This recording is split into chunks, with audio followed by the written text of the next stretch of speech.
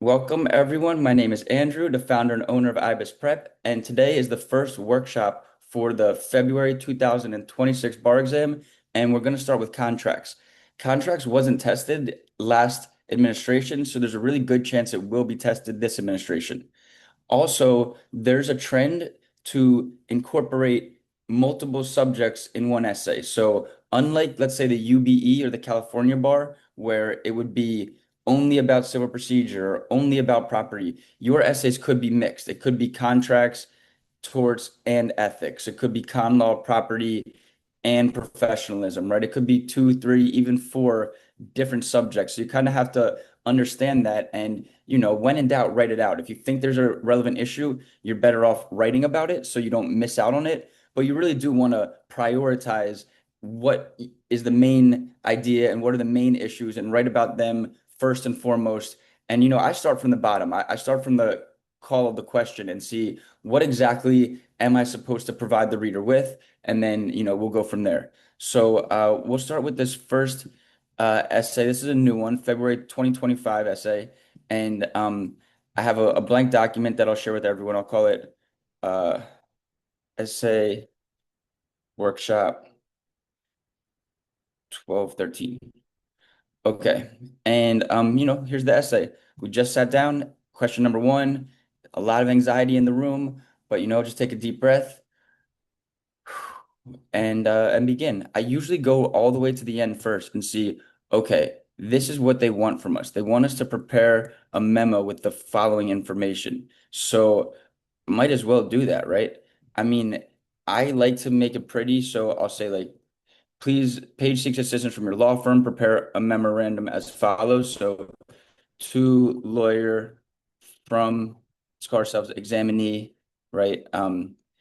Regarding, and it says page VDD construction. So I kind of like to do it like this. I mean, there's a million ways to format it, but I'll do page VDD construction, and then I'll put in quotations the initials P and DD. That means like for the rest of the essay, I can just write P and DD without having to write it all out. I mean, you could do that from the beginning anyway, but I just think that that's, how I've always written memos. I try and do things very formulaically so I don't have to think too much.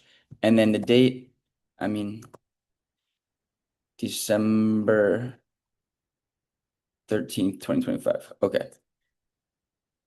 I try to also leave some like clues in case I write the model answer. So I'll do it like maybe three-fourths of the way so I know it's mine if it comes out. Okay. And then it has three things. So the first one is discuss whether Page has a viable breach of contract claim against DD Construction. So I wrote P versus DD is A. And then B, it should include any arguments that DD may raise against P. So P versus VD, let's say including defenses. And then B is discuss the damages that Page is likely to recover if she prevails on a breach of contract claim against DD Construction. And then damages available. All right. So from the beginning, I mean, we already know it's going to probably have like offer, acceptance, consideration, right? We know we're going to have to do the body of law. So it's going to be either UCC versus common law, right? It's going to be a breach, and then there's going to be defenses, right? Like these are things that we can already anticipate having to write about. And then here, damage is available. I might just start off from the beginning and say, for breach of contract claims, there are different defenses available, including compensatory and punitive, although punitive damages are rare in contract cases. Um, Compensatory damages can be either legal, monetary, or equitable, or imposed. Um, Legal relief includes expectation, consequential. And then like I'm just gonna put this word here, foreseeable, just so I remember. Incidental. So maybe mitigation. I mean, again, I'm gonna come back to this. I'm just writing it down because I know I might run out of time, and if I have this already on my paper, it could be good. So expectation, consequential, incidental, and potentially restitution, reliance, and liquidated damages. Equitable relief can include specific performance, um, rescission, reformation, and potentially, um, let's say, injunctive relief, quasi-contract theories, and promissory estoppel. Y'all are probably like, what? You already started writing stuff without even reading the essay? I mean, yeah, just a little bit, just to like get the wheels turning. Now, if I totally blank out, at least I have some things on my paper. I mean, you know, you're going to write about this stuff every single time.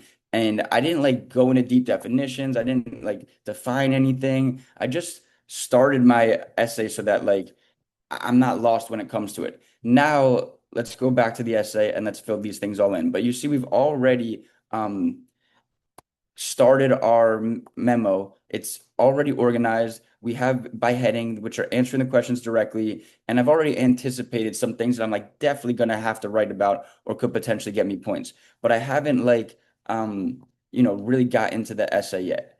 Now I'm gonna go back to the beginning of the essay and we're just gonna start identifying issues. Okay, so Paige Parker has come to your office with a dispute regarding the construction of her guest house. It began with a series of text messages between her and Dylan Daniels, who owns DD Construction. So already construction of the guest house, that seems to be, and maybe I'll put it like, usually I'll have a side sheet here, but let's just call it issues and then we'll uh, include it. So the first one is construction contract. That's likely common law, right? Because it's a service, right? Hi Dylan, I was hoping to hire you to build a guest house. I just emailed you the plans. Okay, sounds great. I've looked at the plans. My company does that kind of work. What's the project timeline? So right here we have maybe invitations to deal, right? No clear offer yet. So maybe that's a word we could use. Invitations to deal for the first two parts. Page, a landscaping company is doing major work on my entire property, including where the guest house would go. They will be working for at least a few months, but are they will be working for at least a few months, but are starting at the guest house site and should be done with that part on May 1st. The architect says the guest house construction should take about 5 months, but we need it finished before my family visits on November 1st. I have nowhere to put them in my house. Okay, so it needs to be finished by November 1st. I have nowhere to put them in my house.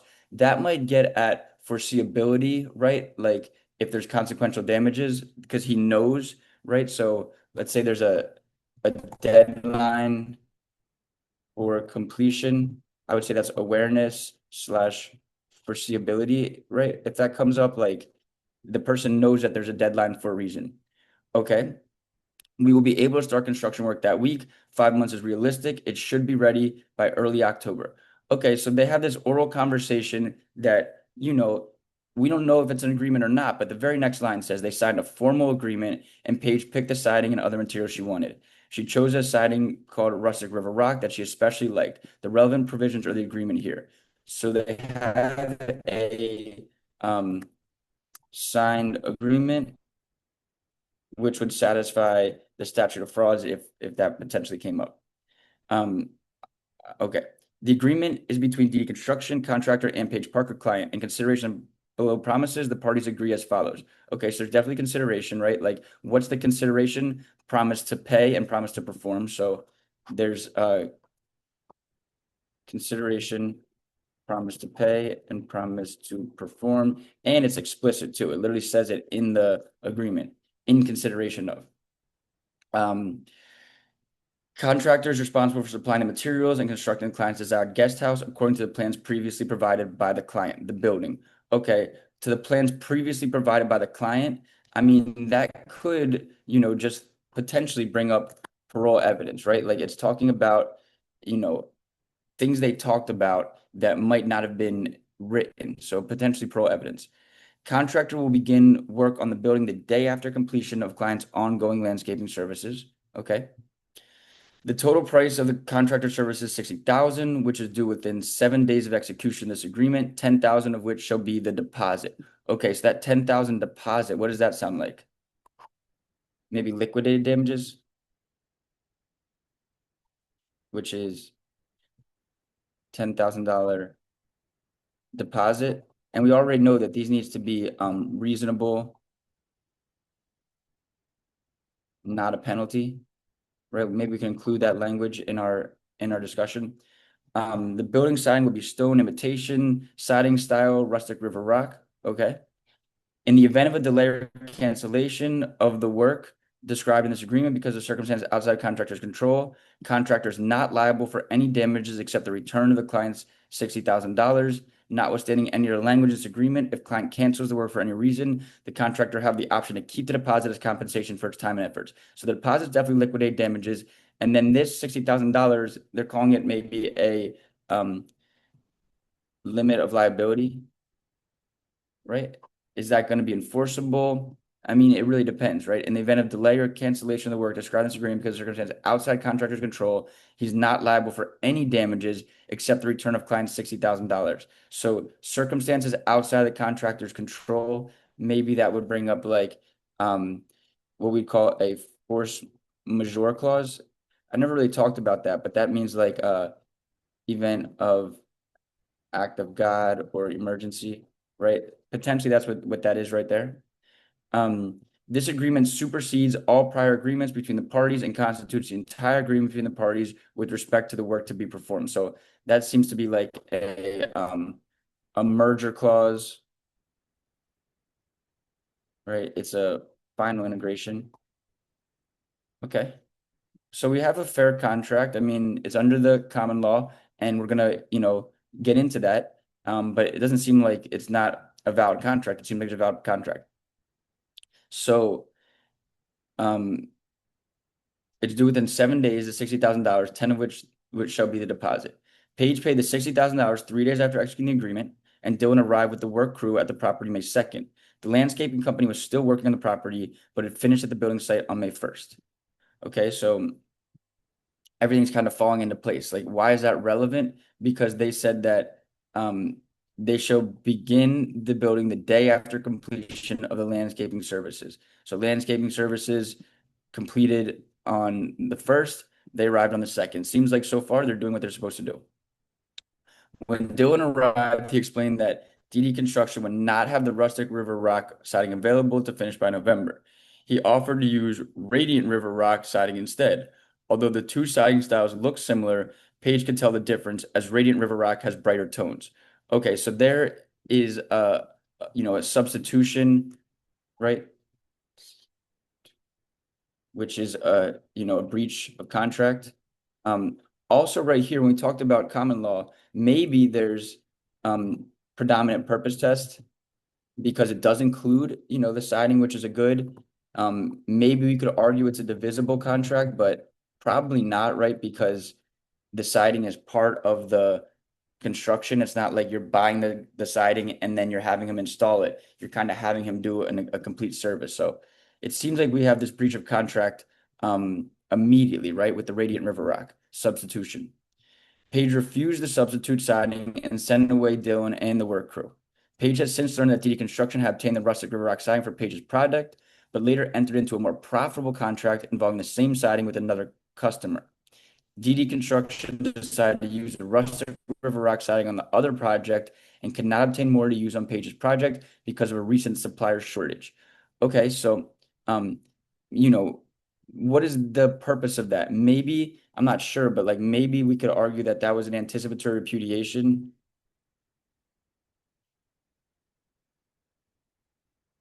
by using the material on another project.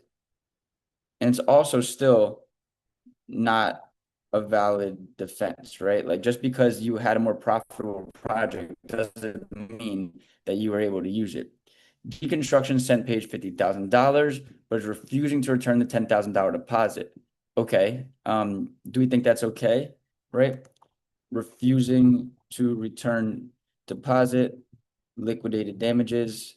To me, that seems unfair because no work was done and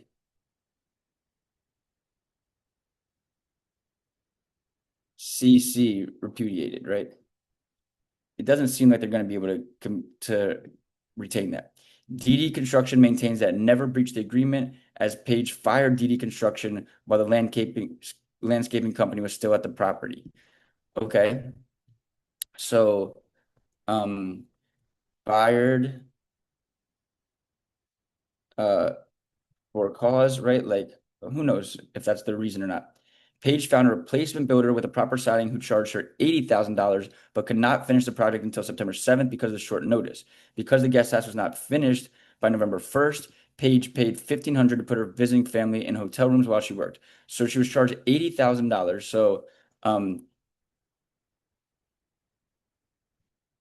$80,000 to finish project, which amounts to, it seems like $20,000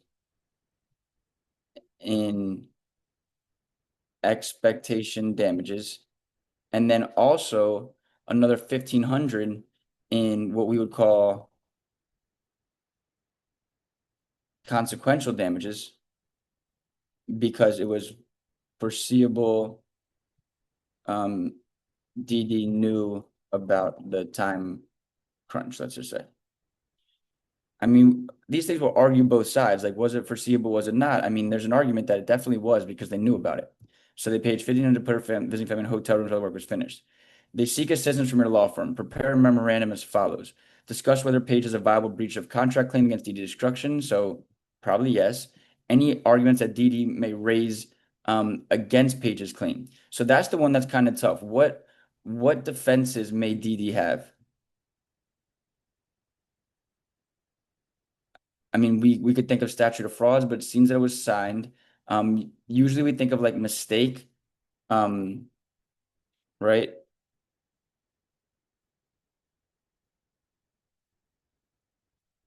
Maybe there's a mistake that occurred, we could argue. Any other defenses? Let's see what you guys put in the chat. Um, yeah, restitution. I definitely like restitution because that's how you would get the deposit back to recover deposit for sure. Do contracts have to specifically name them as liquidated damages or are they inferred? No, it doesn't have to be like these are liquidated damages. It could definitely be inferred. If they're contemplated in advance in the contract, then it would definitely be liquidated damages. When you're saying there's really no issue statement, yeah, there's gonna be an issue statement. I just wrote this to like have it on my paper to kind of get the wheels turning because I think what happens is people look at essays and they have a 5 minutes of freaking out. I like to look at an essay and immediately write something that's going to be useful. Like if it says what ethical issues are there, I would immediately write down, the rules of ethics stem from you know, the Florida Rules of Professional Conduct, the creed and oath of the Board of Bar Examiners, the Supreme Court decisions, and other sources. Punishment for noncompliance can include suspension, disbarment, sanction, and others, right? Just like some like little statement that you're like already getting the wheels turning because you're gonna use it, and it's better to like, you know, get started than to just have this like, blank stare on your face and be like, I have no idea what I'm gonna write. Like, no matter how hard the essay is, there's gonna be some easy things to write about. So I kind of just like, writing that down real quickly on my paper or whatever it may be, just so that, when I get there and time's running out, I'm like, oh, that's nice. At least I already have that and I can just kind of utilize it, right? So that's why I write that. But I definitely do issue statements. Can we abbreviate contract with K as long as we identify that we're doing so? Yeah, you could definitely abbreviate with K. I mean, you don't even need to identify, but uh I like to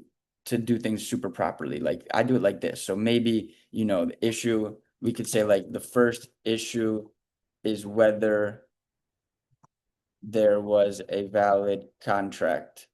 And then you could do it like that.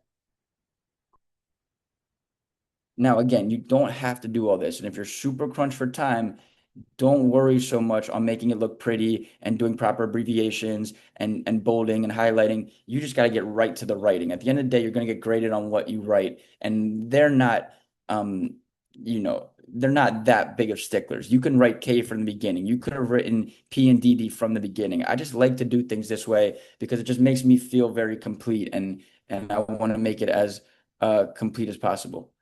Um, okay. So defenses are damaged in that sentence. Um, yeah, I mean, I'm not sure exactly what you meant by that, but we're gonna write about defenses and damages, overall. It was Force in the majeure, we initial learned about that. paragraph that you wrote there. It said she has several um, defenses, and I was wondering if you meant damages there because you went on to Oh describe yeah, it. yeah. There are different damages. Good catch. Okay. Nice. Yeah. See, when you're writing fast, but again, you'll read over it as you're writing and fix things. Okay. So I think, I mean, does anyone looking at this essay think that there's anything else that we could potentially write about? I mean, for damages, definitely I liked restitution. I liked liquidated damages. I think, there's going to be some sort of, um, I would call it reliance damages or consequential damages that we'll talk about. So all those we kind of, mentioned, and I think we're gonna get forward. Um, Here, Melissa's saying the force majeure clause is a defense, but a bad one because DD would argue that there was a supplier issue that they cannot control, which can be a valid defense under force majeure clause.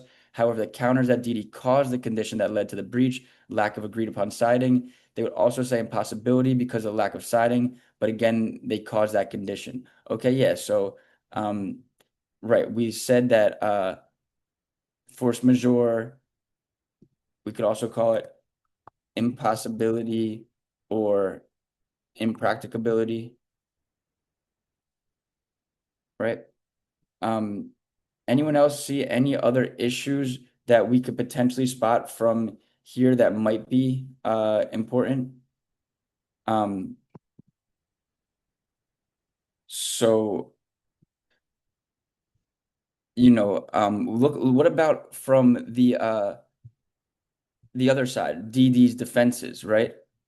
If it's UCC, I'm sorry, if it's common law, then we're gonna have to decide whether it's been substantial performance, right?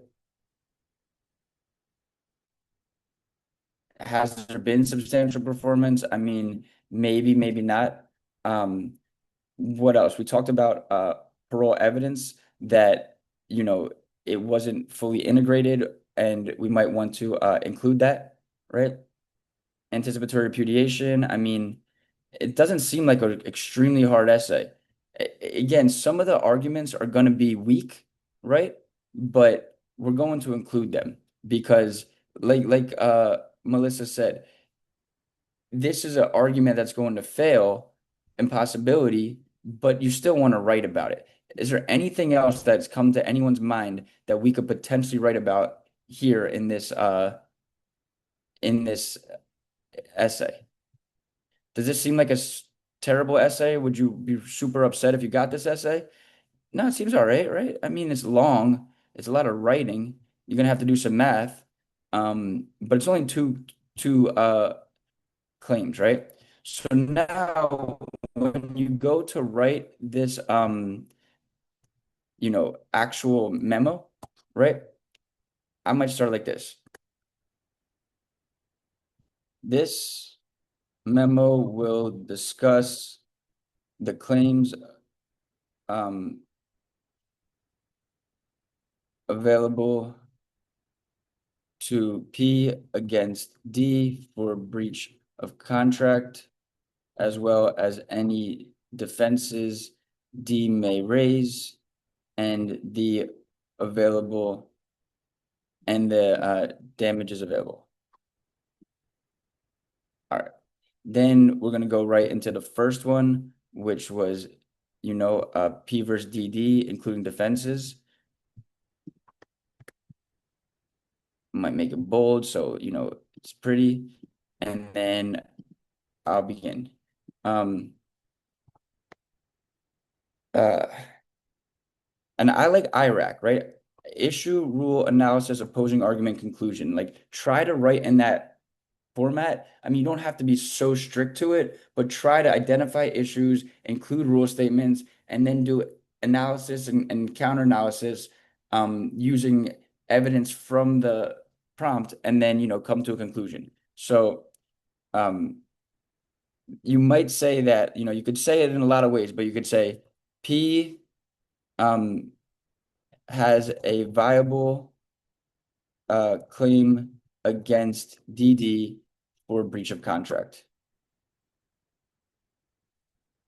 The first issue is whether a valid contract existed between the parties, right? Like I'm starting off with the issue. The issue is whether a valid contract existed between the parties. The rule is I might just, tell the reader what a contract is.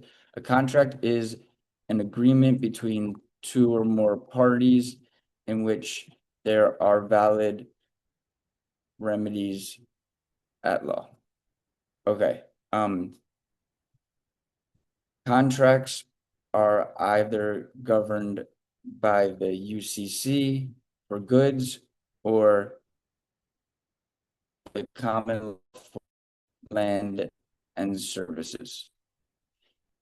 If the contract includes goods and services, the predominant purpose test will apply to determine which predominates the contract and use that governing law, right? Again, when you're writing, on the fly, it's not going to be so perfect. It's okay to like stumble and fumble a little bit, but just try to move through it as quickly as possible. So here, the parties had a written agreement to where DD agreed to construct, and then you kind of go back. What were they constructing? A guest house, and P agreed to pay what was it, $60,000? Yeah, to pay $60,000 for the work.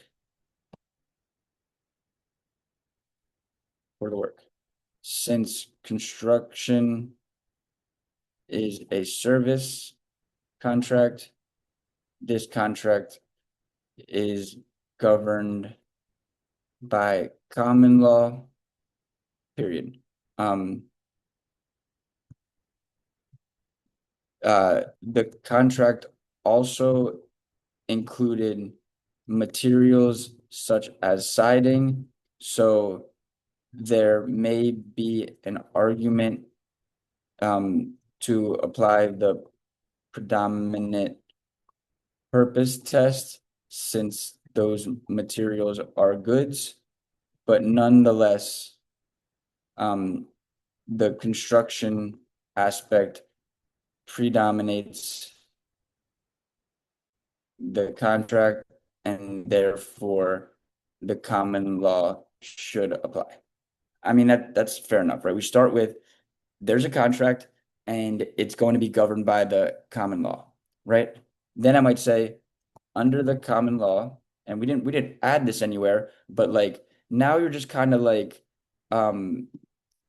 like you're just going down one by one, right? So under the common law, the mirror image test dictates that the terms of the acceptance must match the terms of the offer exactly. In order to form a contract, there must be a valid offer, acceptance, and consideration. And we want to define these things, right? An offer is an outward manifestation of an intent to enter into a contract that gives the power of acceptance in the offeree, and acceptance is um, uh, an assent to those terms where there is a meeting of the minds and an intent to be bound, right? I mean, again, not perfect, but just okay, offer acceptance. Then in Florida, right, if you can add that, consideration is a bargained for exchange of legal detriment or value. Then you kind of want to go into the here, right? Here, the initial conversation between um, P and DD was likely not an offer and an acceptance, but an invitation to deal where the parties contemplated the terms. However, or once they signed the agreement, there was clearly an offer and acceptance that satisfied the mirror image test because did the parties sign it, right? It said they signed a formal agreement, right? And Paige picked the siding and other materials she wanted. Okay, so they both signed it.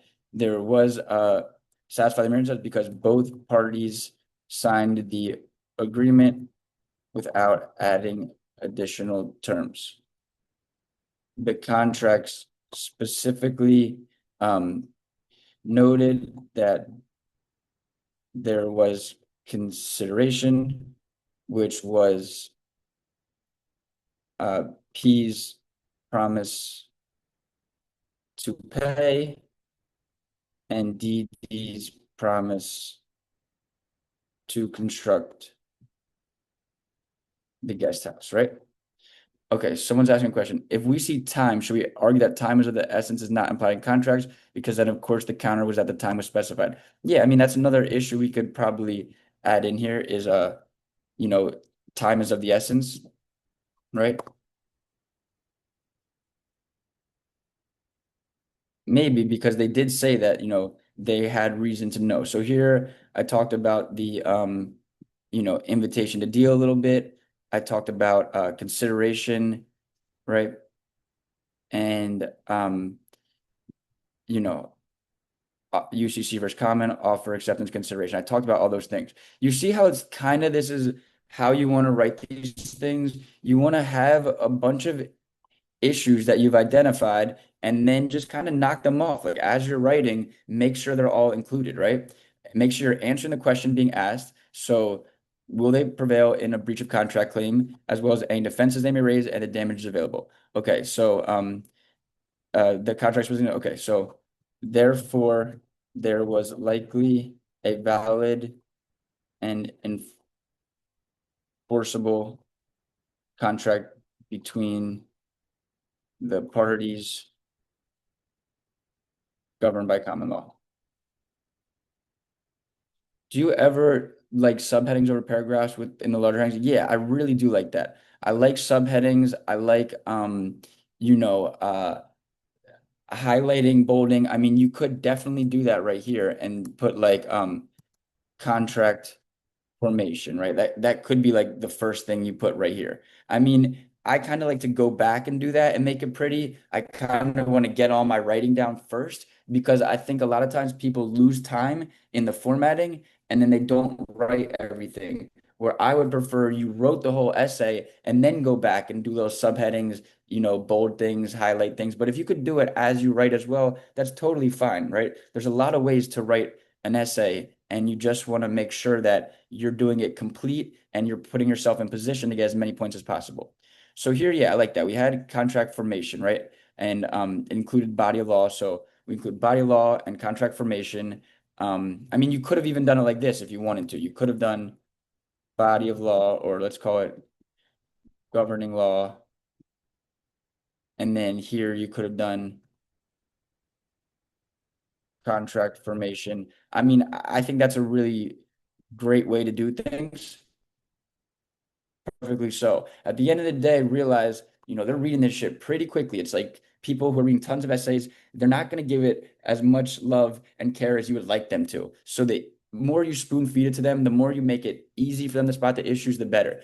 I mean, I'm not going to speculate, but I would be pretty certain they're going to start incorporating artificial intelligence integrating your shit, right? Like that's what teachers are doing all around the world. So think about that. When an AI robot, a chat GPT bot or whatever reads your thing, it could miss it if it's not like super clear to them and you use the terminology and it's really like right up in their face. So like try not to like hide things. Try to write in this, particular manner where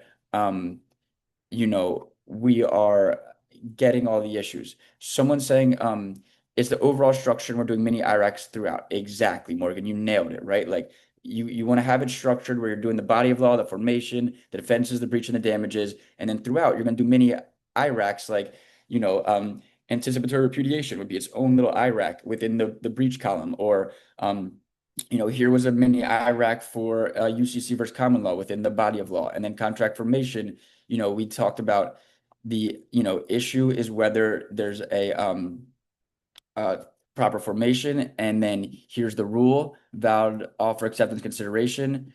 We define them more, and then here's where the analysis starts. Here, right?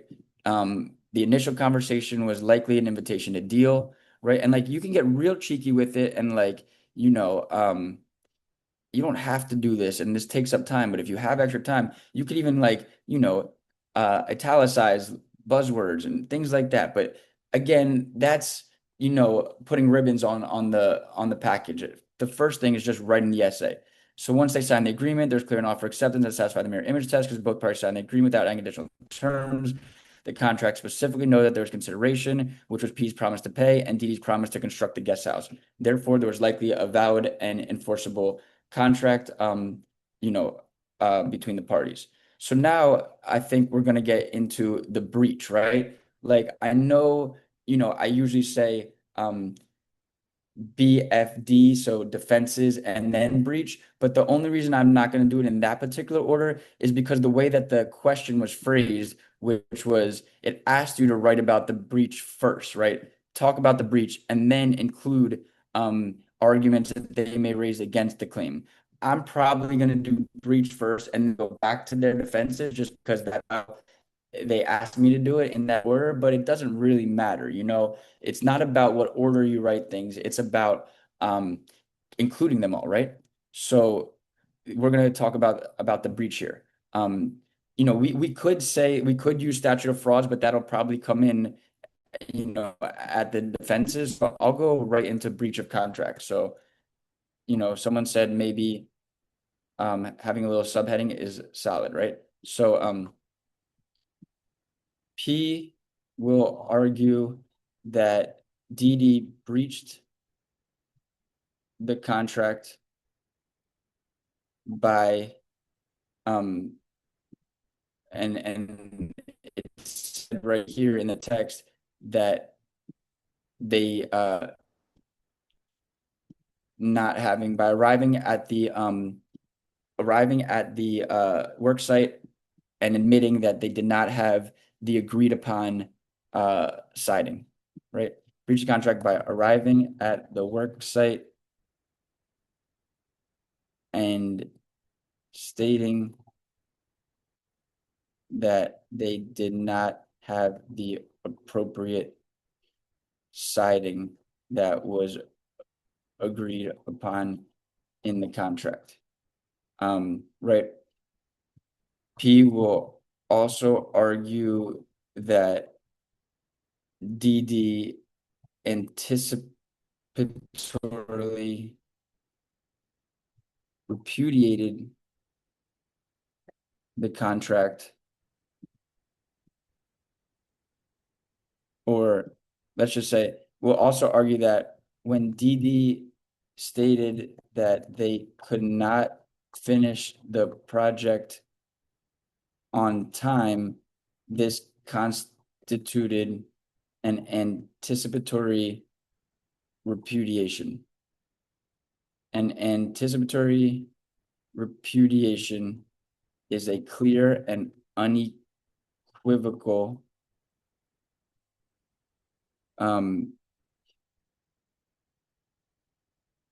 intent not to perform the contract, and P will argue that DD clearly demonstrated an intent not to complete the contract on time. Could DD argue that the breach was minor and did not excuse P's performance or support termination of the contract? Absolutely. That's going to be the best defense for sure, is substantial performance, right? In regards to the breach and anticipatory repudiation, the common law, under the common law, there must be substantial performance. Okay, so we talked about substantial performance, right? And then now we're going to talk about the substitution, right? P will argue that offering to substitute the siding for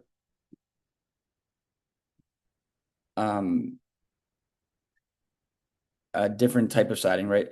So we'll use the exact same, offering to substitute the rustic river rock for radiant river rock.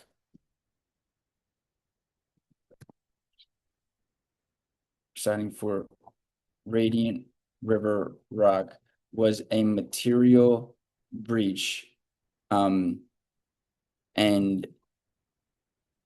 demonstrated that DD could not substantially perform the under the contract. All right, and then was saying also DD argued that there was nothing to demonstrate their clear intent not to perform the contract. The facts don't contain anything to show their intent not to perform other than the substitute siding, and that's a pretty solid argument as to the anticipatory repudiation claim. Yeah, sure. I mean, there's a decent argument that they're going to have in defense. So we're talking about P will argue that DD breached the contract by arriving at the work site and stating that they did not have the appropriate siding that was agreed upon in the contract. P will also argue that when DD stated they could not finish the project on time, this constitutes an anticipatory repudiation. Anticipatory repudiation is a clear and unequivocal intent not to perform the contract, and P will argue that DD clearly demonstrated intent not to complete the contract on time. In regards to the breach of anticipatory repudiation, under common law, there must be substantial performance. P will argue that offering to substitute the rustic river rock siding for radial river rock was a material breach and demonstrate that DD cannot substantially perform under the contract. That's all pretty good right here.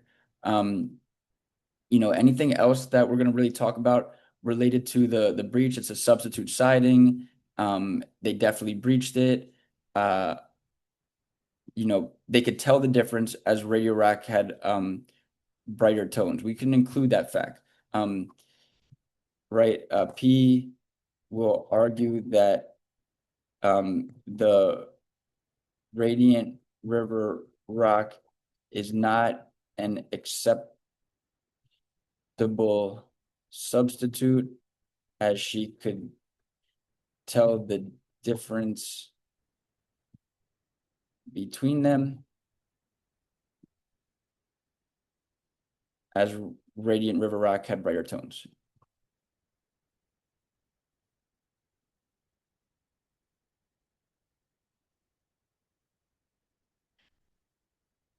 Right. Okay, so we're going to go damages available and we're going to get into defenses. Right now, I'm really just trying to focus on the breach and anything that, shows that there was a breach, right? They need it finished by November 1st. Okay. Um, so here, we can talk about parole evidence that's going to come up at some point. I mean, maybe we do it here. Maybe we start going into defenses. Remember, when you write the essay, you're allowed to jump back up and complete more. So, like, you kind of want to write the easy stuff first and then go in and fill the gaps. So maybe, we just keep that breach of contract right there, and then we'll write about the defenses, and then we'll come back it. So we'll say defenses available to DD.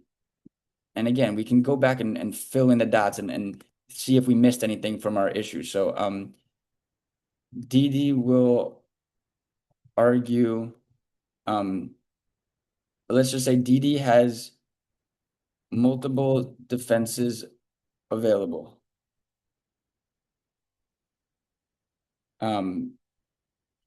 DD may argue that the contract was invalid under the statute of frauds. However, there is no indication that this contract was required to be in writing. And furthermore, there is evidence of a signed written agreement. DD may argue, right, that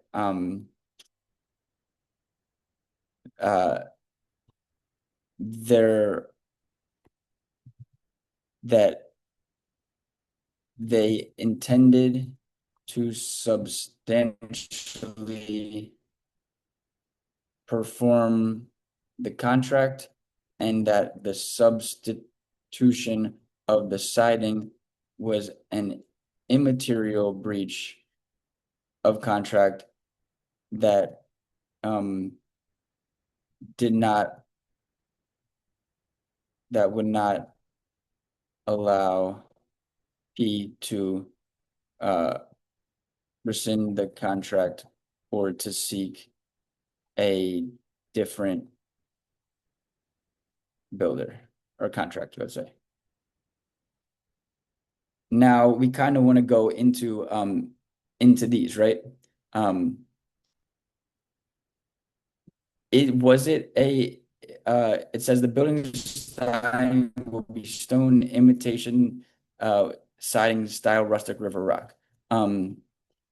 However, this argument will be difficult because the contract explicitly stated that the siding would, yeah, and Justin's saying, could you talk about course of dealing, industry customs regarding the substitution for similar materials? Absolutely, right? However, this argument will be difficult because the contract explicitly stated that the siding would be the rustic river rock. And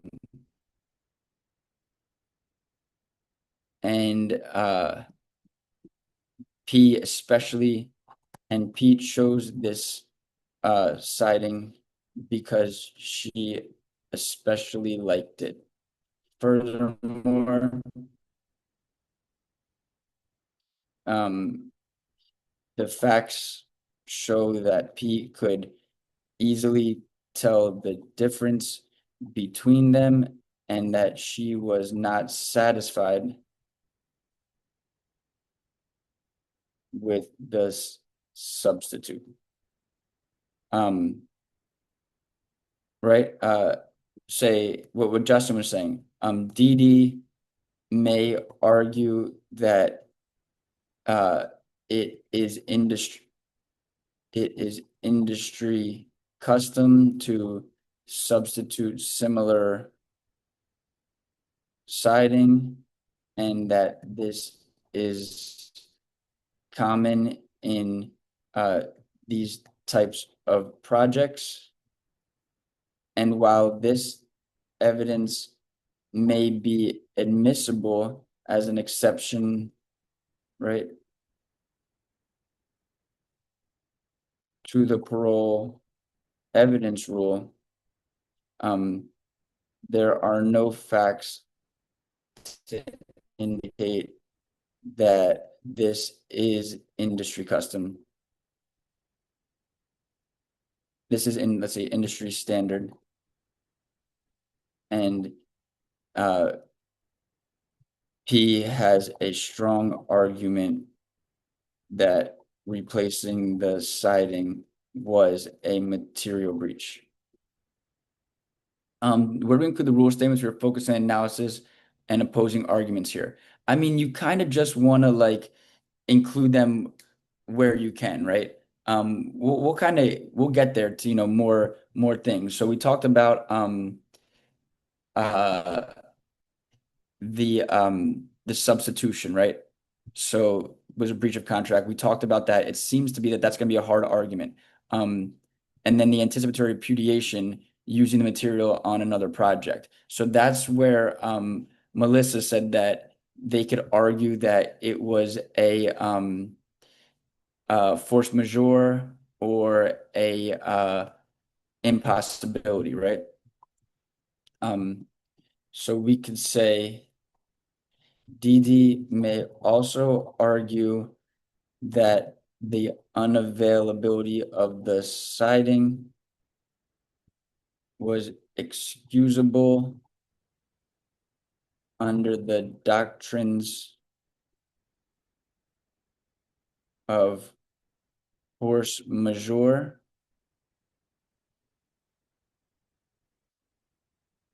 or impossibility. DD will claim that the siding was not available and that P had agreed to a clause where DD would not be held liable for any breach that was outside of their control. However, this argument will likely fail because DD used the rustic rock siding in another project that was more profitable and essentially created the problem by using the siding in another project, right? That's kind of what Melissa was saying. Furthermore, it is unlikely that this event will be considered uh, valid to trigger the force majeure clause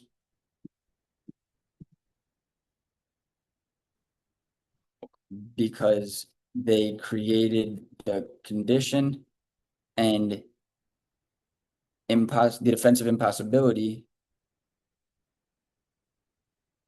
would also likely fail because the only reason the siding is not available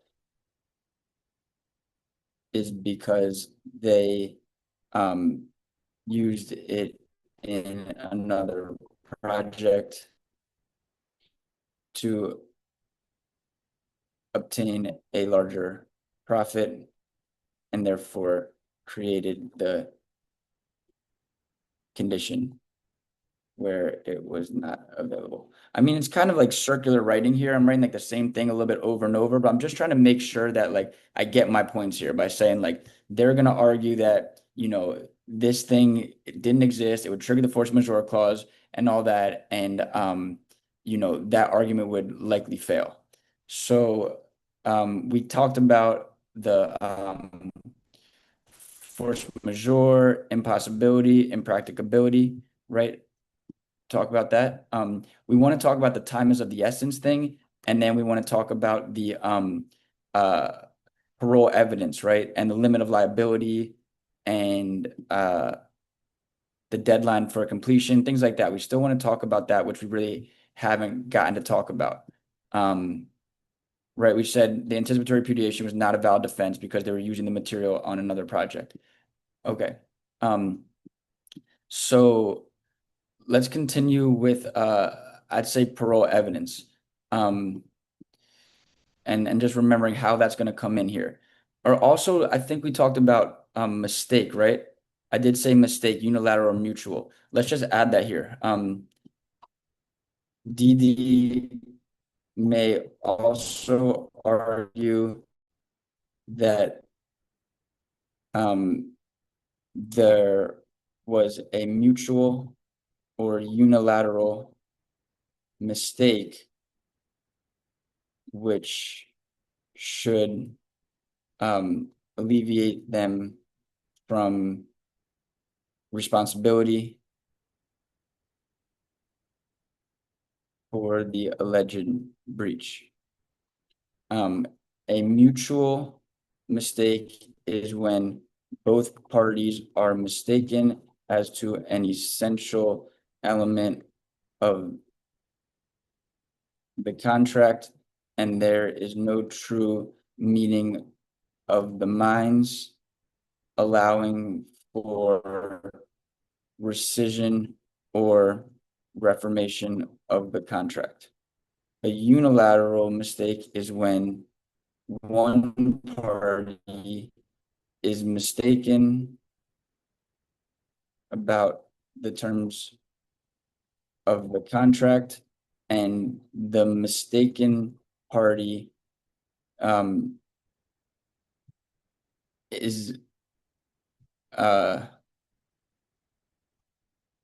has the burden of um, the mistake unless the non-mistaken party knew of the mistaken party's mistake and essentially took advantage of them. This one's a kind of hard one, but where in the facts do we really think that there could be an argument for a mistake, right? I mean, it would be that you know, the rock, right? Like they were mistaken about whether the rock should be suitable or not, right? About whether it should be this rock or that rock. Um, so I would say Didi will argue that um, the uh, siding to be used was not clear and that they reasonably were entitled to use a substitute rock. However, this argument will likely fail because the um, contract specifically specified the rustic river rock, and there is no evidence that P um, was open to a substitute. Right? Fair enough. Um, okay. So we have mistake. We definitely want to talk about parole evidence, right? And limit of liability and time is of the essence. So yeah, those are, some good claims here. When we talk about parole evidence, it's mostly about the time condition, right? Um, right. So we can kind of include them together. The time is of the essence and the parole evidence one here. So I would kind of like wrap this up a little bit and say on balance. DD uh, is likely liable for breach of contract by failing to provide the agreed upon uh, rustic river siding, and especially because they chose to use the siding in another project for a profit. Um, the defenses of mistake, impossibility, and um, the force majeure clause will likely fail. Um, and then the main thing was likely fail. P should successfully, or P should, let's say, prevail in arguing that DD did not substantially perform the contract, and uh, that offering the substitute siding was a material breach of contract. So like the first breach I'm talking about is the using the wrong siding. The second breach I'm talking about is the anticipatory repudiation about not finishing time. So I'd say additionally, DD uh, has, or I wouldn't say additionally, I'd just say DD also may argue that the anticipatory repudiation for not finishing on time may also argue against P's claim that uh, that DD not finishing or on time constituted an anticipatory repudiation, right? Um, the first defense that DD will argue is that time was not of the essence since it was not included in the written agreement, right? This was not included in the written agreement.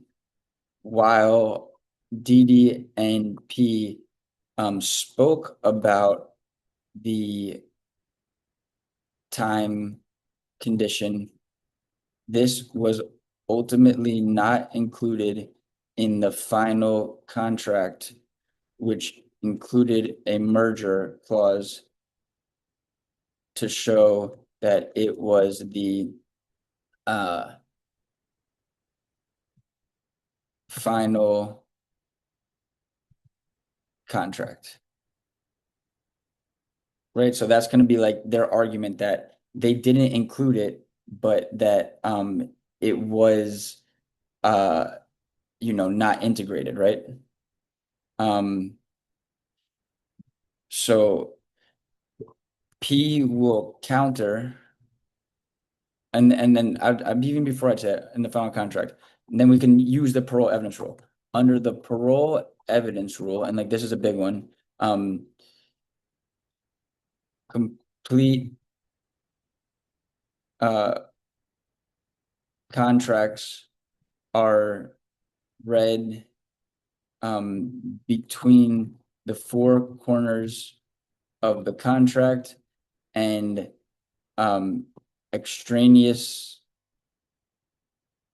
evidence that contradicts the terms of the contract, including evidence of oral conversations is uh is barred, right? Therefore, DD will argue that there was no condition related to the time, that time was not of the essence, and that any evidence of the conversation about a completion date is barred by the parole evidence rule.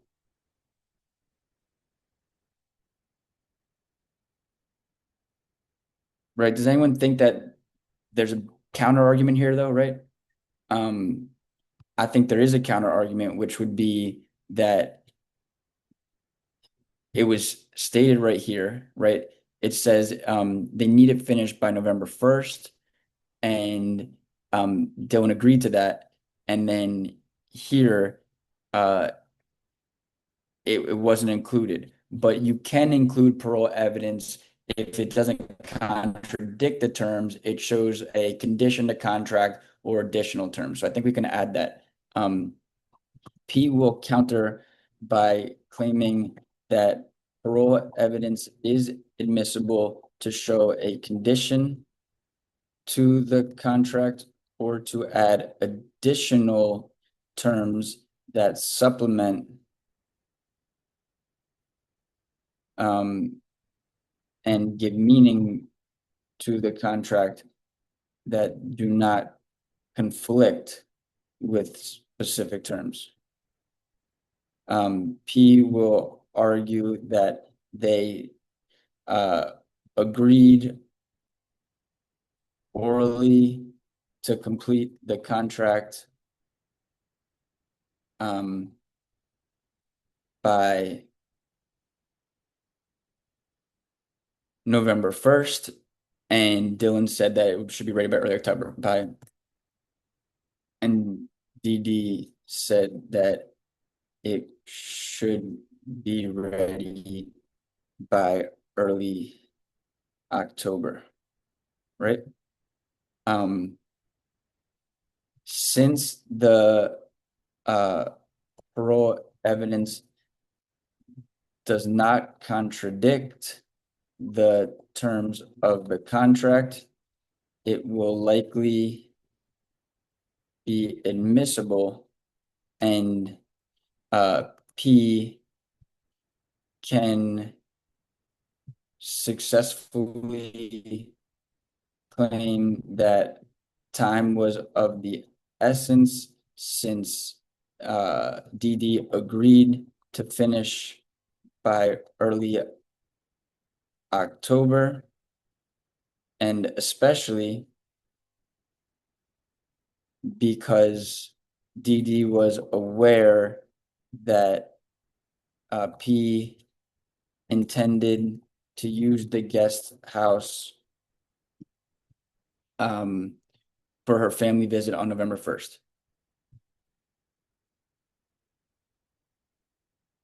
November 1st. So anything else that you guys were saying? DD would argue there's nothing to demonstrate their clear intent not to perform. The facts don't contain any intent not to perform other than the substitute citing. That's pretty solid argument as the AR claim. Could DD argue that the breach was minor, not excuse? Yeah. I would say on balance, the court would likely find that the conversation is admissible to show that time was of the essence and that DD was bound by those terms. DD may argue that, now if we go back to the statement, what did DD say? They said that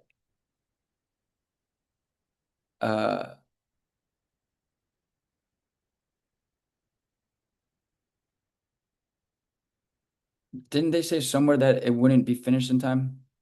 Cannot finish until November 1st.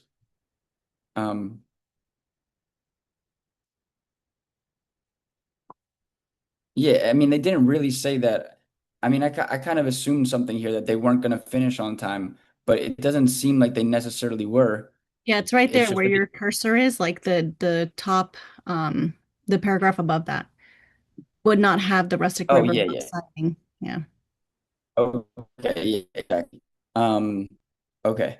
So DD may argue that it did intend to finish on time just with a substitute siding, but as discussed above, this would not prevail because P was entitled to enforce the agreement to use the particular siding. DD may argue that there was no anticipatory repudiation because um, it was not clear and unequivocal that the project would not be finished on time. Perhaps there was some possibility of acquiring the proper siding and finishing on time, but the facts seem to point to an anticipatory repudiation where DD clearly states that they cannot finish on time with the proper siding, and therefore DD's defenses would likely fail, right? Anything else people are talking about? Could DD argue that P revoked the contract when she sent them away, and since the work had begun, there was no breach on DD's part? But sure, I mean, we can add that. DD may also argue that P was the one who breached the contract by sending them away when they arrived, and therefore DD did not breach the contract.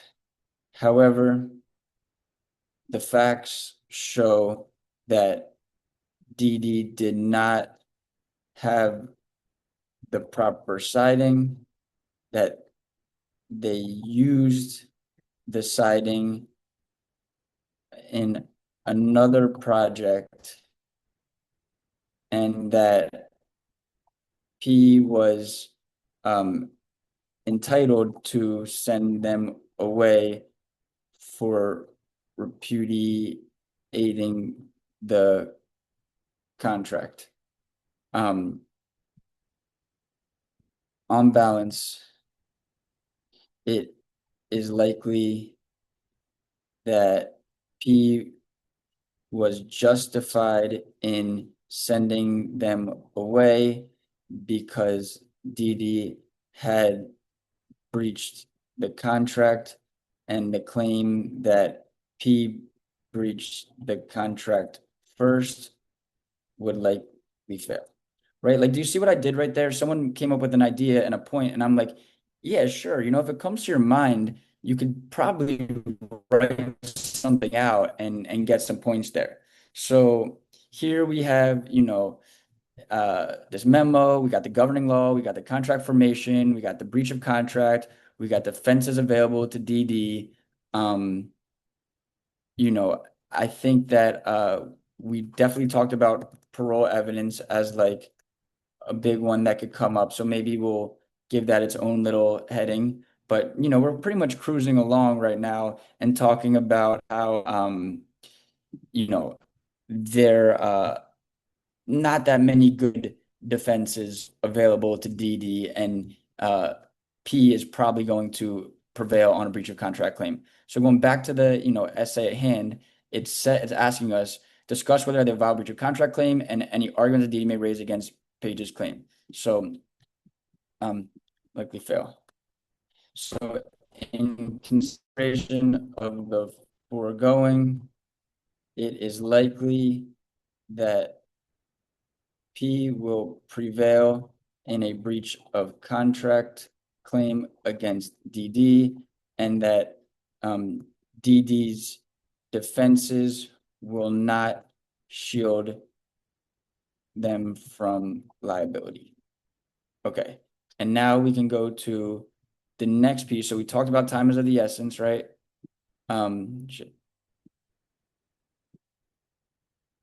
We talked about time is of the essence, deadline for completion, awareness, foreseeability. I think this is going to be in damages. Parole evidence we talked about a little bit. And I mean, you can always go back and talk about things more.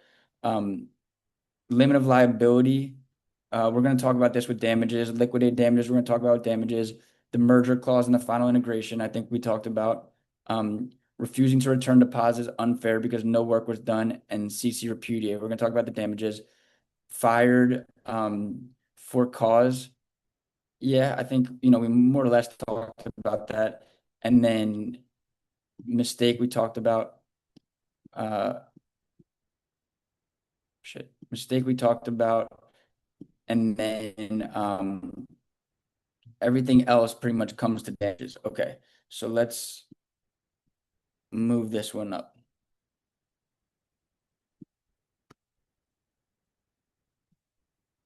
Okay, so damage available. For breach of contract claims, there are different damages available, including compensatory and punitive damages, although punitive damages are rare in contract cases. Compensatory damages can be either legal, monetary, or equitable, court imposed. Legal relief includes expectation, consequential, foreseeable, incidental mitigation, and potentially restitution, reliance, and liquidated damages. Equitable relief can include specific performance rescission, reformation, potentially injunctive relief, quasi-contract theories, and promissory estoppel. Here, P has claims for expectation damages, consequential damages,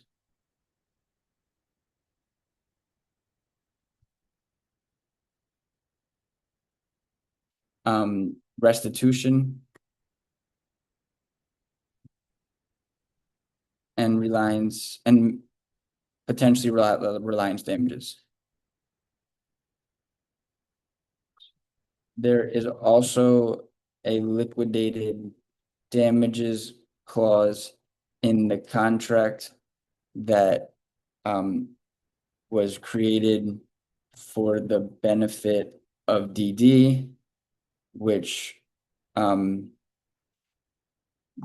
DD will be unlikely to recover. Okay. So now let's go into the expectation damages. P will likely be entitled to $20,000 of expectation damages. Expectation damages put the non-breaching party in the position they would be in if the contract was performed as agreed upon. P expected to pay $60,000 to complete the project, but due to DD's breach, P had to find a, what do we call them? A replacement builder who charged her $80,000. A replacement builder who charged $80,000. Therefore, expectation damages would represent the difference between the price she expected to pay,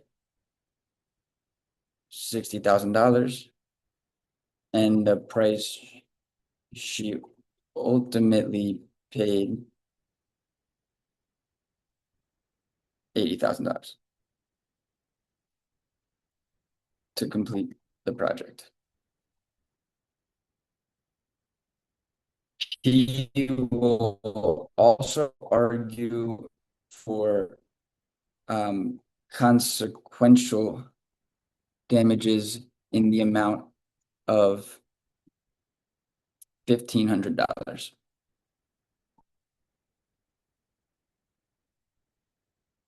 Consequential damages are available for losses that flow from the breach that are foreseeable at the time the contract was entered into. Here, the facts show that DD had knowledge of P's need to have the building completed by November 1st, and therefore the losses incurred were likely foreseeable, and P should be able to collect the additional $1,500 in damages.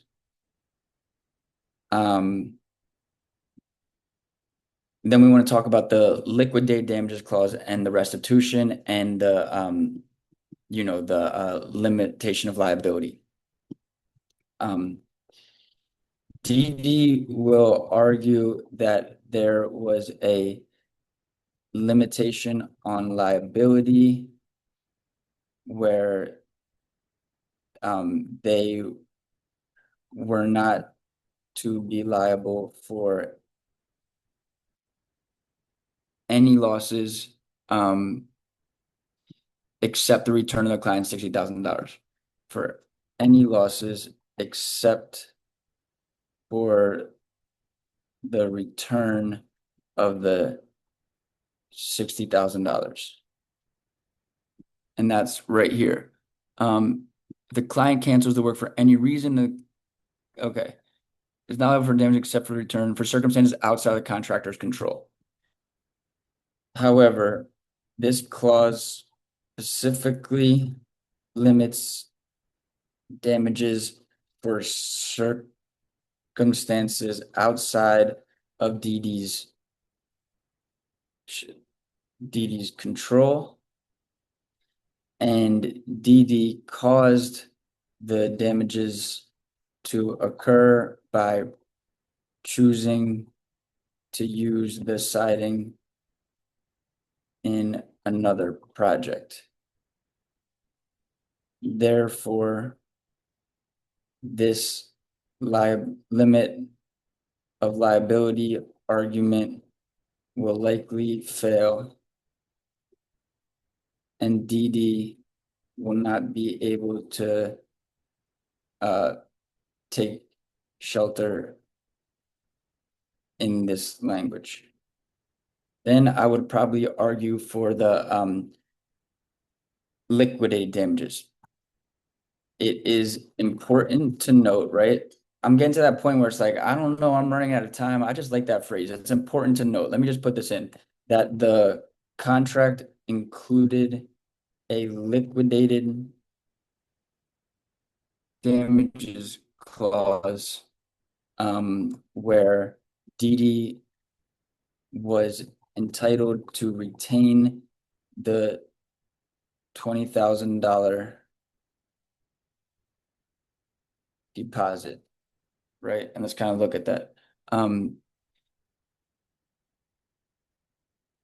Oh no, $10,000, right? Cancels the awarded contract shall have the option to keep the deposit as compensation for its time and other. To keep the $10,000 deposit in the event of cancellation. In the event of cancellation, a liquidated damages clause is when damages are calculated in advance because they would be too speculative in light of a breach, and they must be reasonable and not operate as a penalty. Here, Dee will argue that,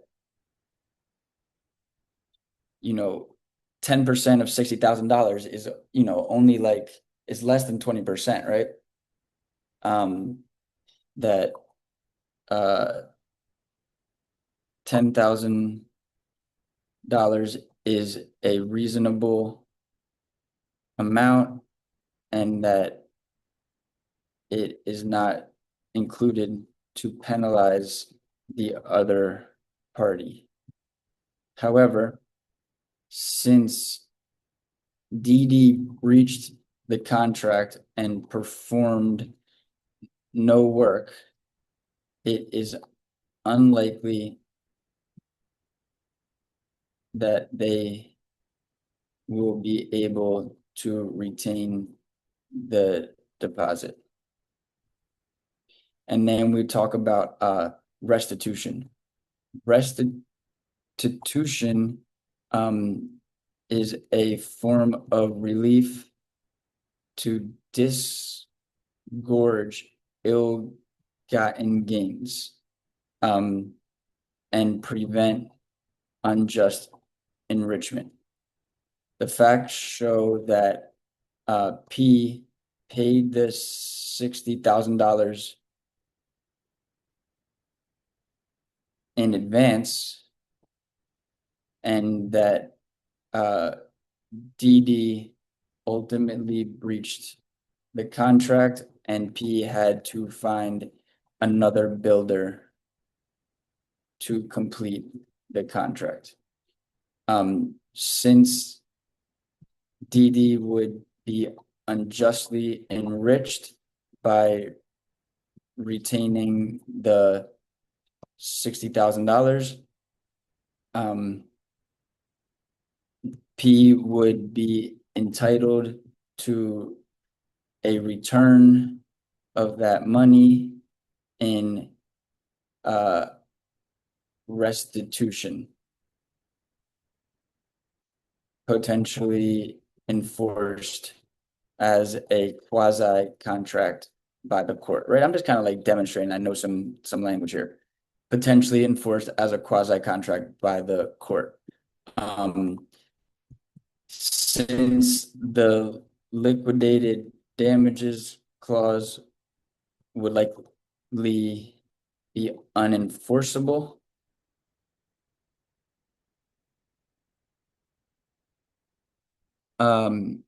P should be able to retain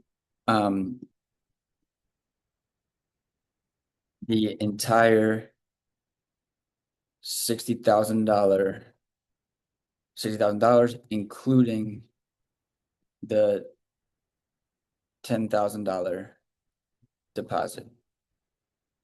I think typically when you talk about liquidated damages, when you talk about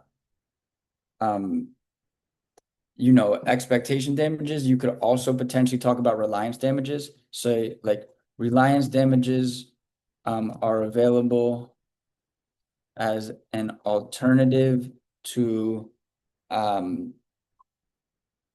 expectation damages under a theory of promissory estoppel.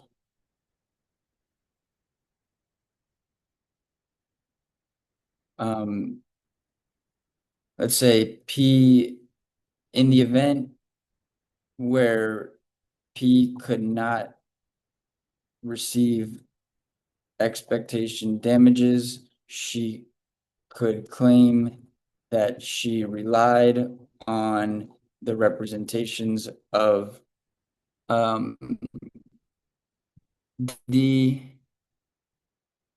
um, and suffered losses. However, here it seems more likely that P could recover calculable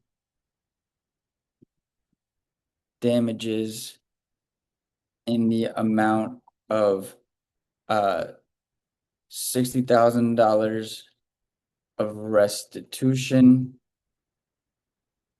$20,000 in expectation damages, and $1,500 in consequential damages. Accordingly, she should be entitled to, let's say, 80, right? 81,000. Sometimes it's good to do that. $81,500 in damages from DD. And then finally, I might mention, if there's any, like I said, I wanted to use that word. We said liquidate damages. We used um, deadline for completion, awareness, foreseeability. I mentioned that in the consequential damages part, right? It was unfair because they received all that, right? We talked about this. The fired for cause thing, again, like I don't even really remember what I was saying there, but it seems like we included that. Um, it seems like we included that, and if we didn't, we could touch back on it, but like uh you don't always have to touch everything, right? You just want to make sure that like you created this issue sheet for yourself, and now you're just trying to make sure you got it all right. I said restitution, breach, defenses. One thing that I might mention would be that you have some obligation to mitigate damages. I think that's important, right?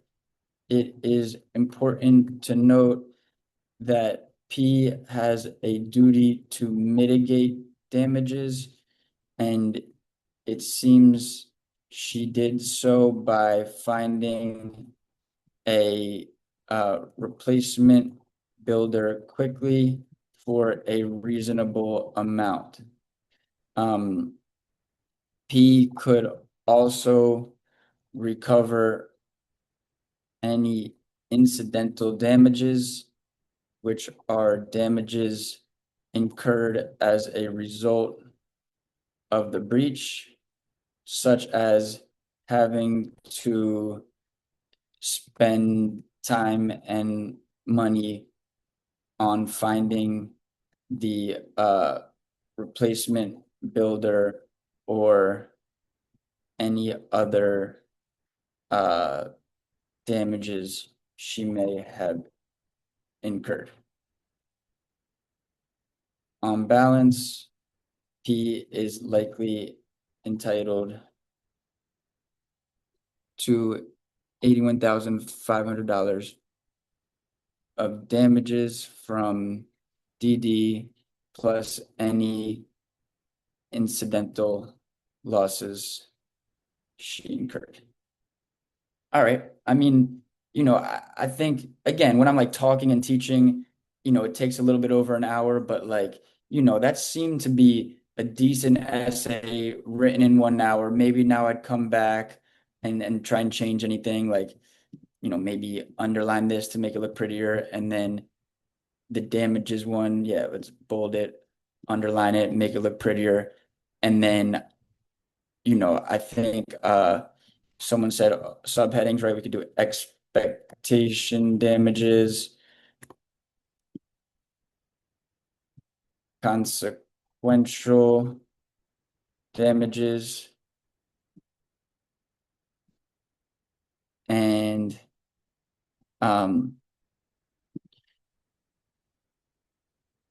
uh, limit of liability.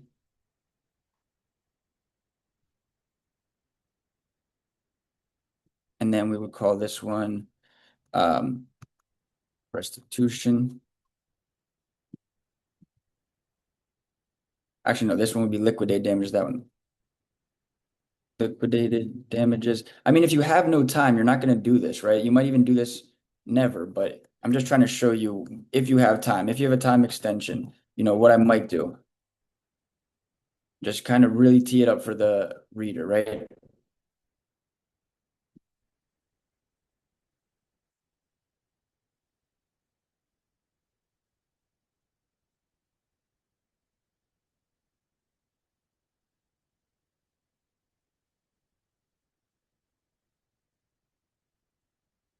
Right. Okay. So let's say that's my little essay right here. Let's see how I did. Right, 2,388. I told you it is possible to write a 2,000 word essay. You just kind of end up reading a lot of stuff. So, P has a viable claim against DD for breach of contract. The first issue is whether a valid contract exists between the parties. A contract is an agreement between two or more parties in which there are valid remedies at law. Contracts are either governed by the UCC for goods or common law for land services. If the contract includes goods and services, the predominant purpose test will apply to determine which predominates the contract and use that governing law. Here, the parties had a written agreement where DD agreed to construct a guest house and P agreed to pay $60,000 for the work. Since construction is a service contract, this contract is governed by common law. The contract also included materials such as siding, so there may be an argument to apply the predominant purpose test since those materials are goods, but nonetheless, the construction aspect predominates the contract and therefore the common law should apply. Under common law, we have the mirror image test. I did offer acceptance, consideration, and then there is a valid enforceable contract governed by common law. They breached the contract. They argue they breached the contract because they could not finish on time and they had different siding. It was clear and unequivocal. So, it's not acceptable. The defenses available would be, and here I could probably talk about major or material versus minor breach, right? That not appropriate sign breach upon the contract. A breach can be material or immaterial, and material breaches go to the heart of the contract and are substantial, whereas minor breaches are less substantial and would only allow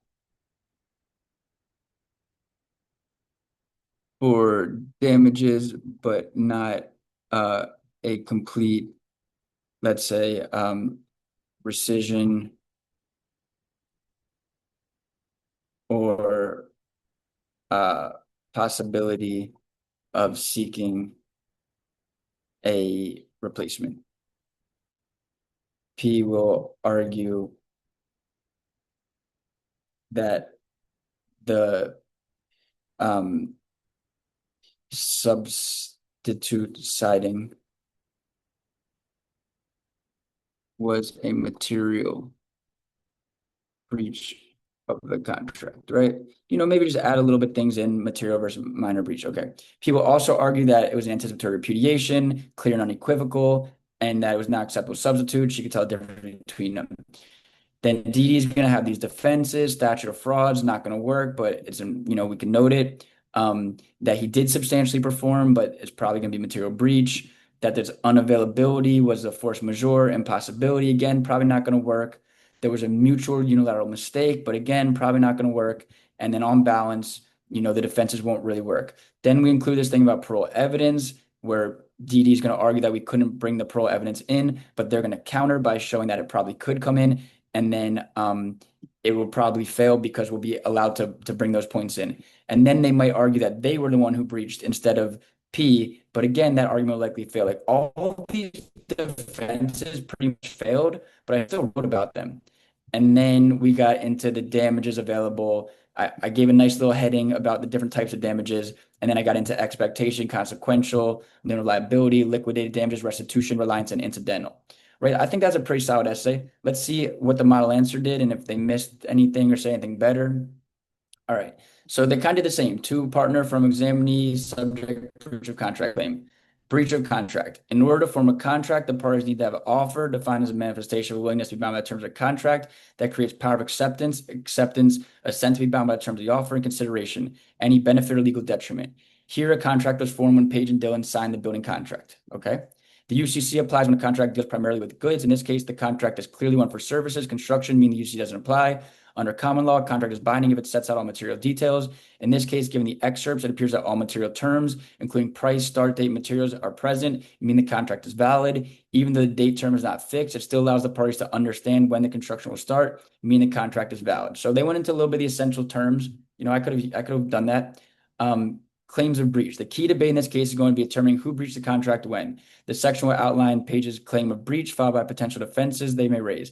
Though DD has some potentially viable defenses, ultimately Page is likely to succeed in her breach of contract claims. All right, cool. Page will argue that DD repudiated the contract on May 1st when Dillon informed Page that he would not get the right rock for the contract. A party can claim anticipatory repudiation when the other side clearly manifests intention to breach the contract. If a party has received a reliable communication that the opposing party would not be able to perform their obligation in the contract, the non-breaching party does not have to wait until performance to seek a remedy. Page can argue that the type of rock was a material term of the contract and that once informed that they wouldn't procure the rock, Page was justified in relying on the representation and breaching the contract. And then DD explicitly breached the contract on May 2nd. The contract between the parties indicates that DD is to begin construction the day after the landscapers finish their work. Page can argue that the landscapers finished on May 1st, and that since DD did not begin building on May 2nd or any day after, they materially breached the contract. So yeah, they were talking a little bit about, when construction began. So this is pretty solid. Yeah, Beatrice, I'll provide everyone with this. We'll put this right in the classroom, but just so you guys can have it now, I'll put it in the Zoom link, but I'll have Danny also make sure that this is added to the classroom. Okay, so DD's only defense is that Page breached the contract first. There are a few ways that they can argue this, however, both are likely to fail. So this is what someone was arguing. I think Melissa was arguing that they breached first. DD Construction may argue that based on paragraph 2 of the contract, the work was supposed to be done once the landscaping contract finished landscaping. DD Construction can argue that landscapers not finished their work on May 2nd, meaning DD's performance was not due at that time and they had time to perform. Page is likely to respond that though the landscapers were still working, the parties understood the start date to mean the date when the landscapers were done with the guest house area.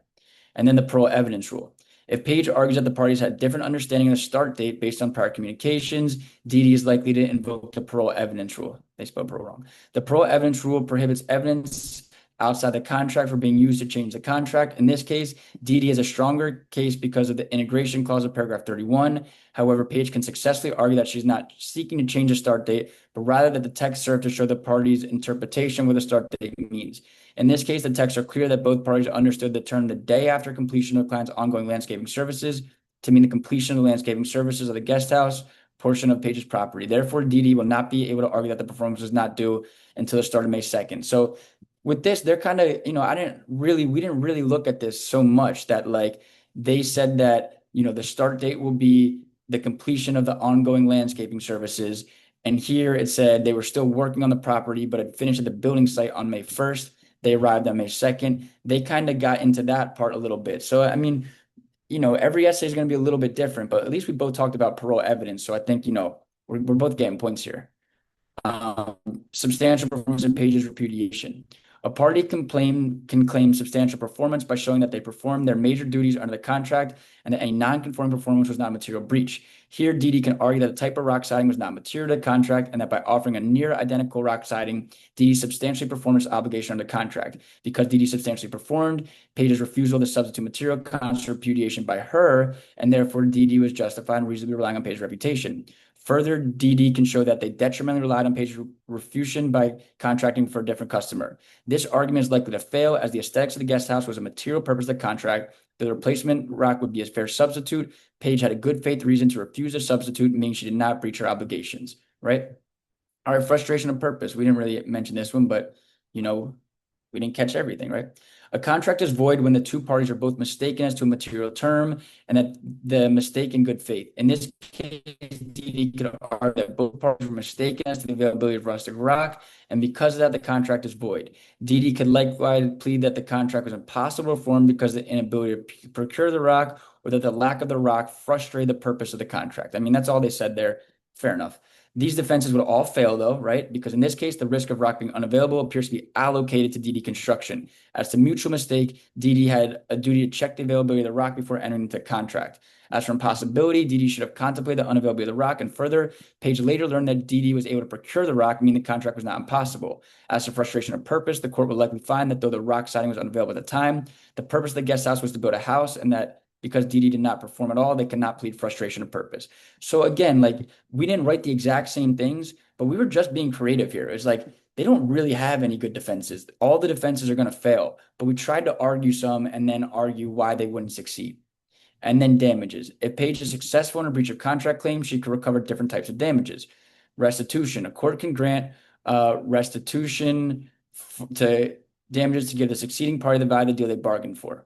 In this case, Paige expected to pay $60,000 to have a guest house constructed on her property. Because of the party's breach, she had to pay $90,000, $80,000 for the replacement builder, plus the $10,000 deposit DD Construction didn't return to Paige to have the house completed. And further, she had to pay $1,500 to house her family in a hotel. If the court were to grant restitution damages, Paige would be entitled to the terms of the contract, meaning DD Construction would owe her $20,000 for the increase in price to have the guest house constructed, as well as the $10,000 deposit. Paige could also claim $1,500 hotel fees as restitution damages. In general, I mean, I kind of like the way I wrote about it better, but it's to each their own. In general, breaching parties are not liable for unforeseeable consequences from their breach. However, Paige made DD Construction aware that time was of the essence, nice because she and her family were coming to town. If Paige is successful in showing that DD Construction had no sort of special damages, she could be entitled to restitution for hotel expenses. DD could argue that Paige failed to mitigate her damages, specifically that $80,000 was not a reasonable amount to pay for the house to be built, and therefore that they aren't fully liable for the $20,000 difference. This defense is likely to fail because given the facts, $8,000 does not seem to be an unreasonable price to have a guest house built on short notice. Pretty solid. Unliquidated damage. DD will argue that it's entitled to keep the $10,000 as liquidated damages for the building contract. However, this is likely to fail. In general, Florida courts are hesitant to uphold liquidated damages clauses, and they will not uphold liquidated damage clauses that are unreasonable penalty. In this case, DD performed no work outside of showing up with the crew on May 2nd. The facts do not indicate they purchased any material or performed any services for Paige. Because DD seeks to keep $10,000 for doing no work, a court will find that this is an unreasonable penalty and DD will not be able to keep the deposit. And then finally, reliance damages. A court can award reliance damages to effectively put the client back in the place they were before the contract. Under reliance theory, the only damages Paige would be able to seek would be a $10,000 deposit she gave to DD. Because reliance damages would result in a reduced award, Paige should not receive reliance damages. I said reliance damages as like an alternative theory that we wouldn't need because we have expectation. I like consequential damages as the true term because they were foreseeable. You know, I like incidental damages. I mean, I like the way I write, but I don't hate the way this is. This is clearly the model answer for a reason. Very solid. I mean, I can guarantee you two things. Both my essay and this essay were definitely passing essays. They were definitely 60s, 70s, maybe even 80s. Like we kind of crushed it together. Now, you know, I took a lot of time. I was really like trying my best to make it really perfect. And on test day, you don't really have all that time. So like, you know, what I wrote here might be a little bit out of reach for some of y'all to write in terms of word count and spotting all the issues and writing all the rule statements and things like that. But I do think this is a good model to guide from. All right. Anyone have any questions about the first essay we did that, you know, the one that I wrote completely? So the essays that I signed are, like I said, February 2023 and July 2016. What I'm going to do for just, you know, a few more minutes is look at another essay, and I'm just going to show you what I think is the best use of your time. So Feb 2023 and July 2016, let's see if there was anything from like, you know, 2020, 2021. Oh, shit. Why did that happen? Okay, maybe that's just a weird thing. But okay, yeah, look at July 2021. So this is a an essay that we didn't assign, but it's definitely a good one. You should really master it. And just because, time is of the essence right now, I don't want to keep you guys here all afternoon. The first thing I would do is read the memo, right? Prepare a memo discussing the arguments that Sharon may raise and let the outcome matter. Also discuss any ethical issues posed by Laura's representation of Bella. So if I would you include the list of all the issues on test day? No, no. The list of all the issues, um, see, I deleted it. Like, no, that's honestly the list of all the issues is probably on a yellow piece of paper that you handwritten. Like the list of all the issues isn't going to be included. You want your essay to look like the model answers. None of them are going to include their list of issues. They're just, you know, the essays as written. So that list is kind of a checklist for you. It's not something to submit. Okay, so here, it says discuss any ethical issues. Just like I did with damages, I like writing a nice little heading about ethics first and being like, these are where the ethical issues come from. These are the punishments available. And then I'll circle back to it. But I like doing that to just kind of, get the wheels turning. So that's probably the first thing I would do. And then the next thing is Bella's potential claims. So it'd say B's claims. And then the next piece would be uh, arguments Sharon may raise, and then likely outcome of the matter. I'll probably just include that. But it's very similar to the last one. This one didn't really ask for damages, but you're probably going to write about damages. Like just because it doesn't, unless it says do not discuss damages, I would try to discuss damages. So here you have Bella, an art dealer. She calls Sharon, a photographer, merchant. I want to buy this Florida Panthers photograph. Okay, piece of art, specific performance. What's the price? I'll sell it to you for 22. Okay, send me the paperwork. Then it's Panthers 1. She's named it Panthers 2, so it seems like a mistake, right? Um, Here, a document typed on letterhead. This is probably a confirmatory memo of the oral conversation. I agree to send it for 32,000. In the event either party fails to perform, they should be entitled to damage of $5,000. That's a liquidated damages clause. She did not sign the document. Mm, you know, Not signing it, you're going to argue for that, but that's not usually a strong argument because it's on her letterhead. So it's like, that's pretty much signed. Please sign and return. The assistant who typed it erred in typing 32 instead of 22. She did not notice the error. So now we're talking about unilateral mistake. Should they have known about it? It's definitely going to be a mistake here. She received the document. She did not notice. She did not sign or return the document to Sharon. Okay, so definitely statute of frauds. Bella arrived in tender 22. She said Panthers 2. Bella rejected. She terminated transaction and demanded 5,000 based on liquidated damages. Now they got a lawyer. Laura, it's funny, my mom's name is Laura, my name is Andrew. Laura had an associate named Andrew 5 years ago. They worked in something together, conflict of interest, et cetera, et cetera. I did that really fast just because it's, when you're on your own, read it carefully, think about it all. If you have all the time in the world, try and write out a simple answer, then read the model answer, then do the blind review method where you do it again and you write a perfect essay. I mean, that's really what you should be doing with tons of time. But I'm trying to help you all with like, what's the best thing you could do? The best thing you could do is go through all the contracts essays that have ever been assigned and go through the model answers and just tease out the rules of law and create an outline with it. So here at the bottom of this one, we'll call this what is this? July 2021 question 1, right? July 2021 question 1.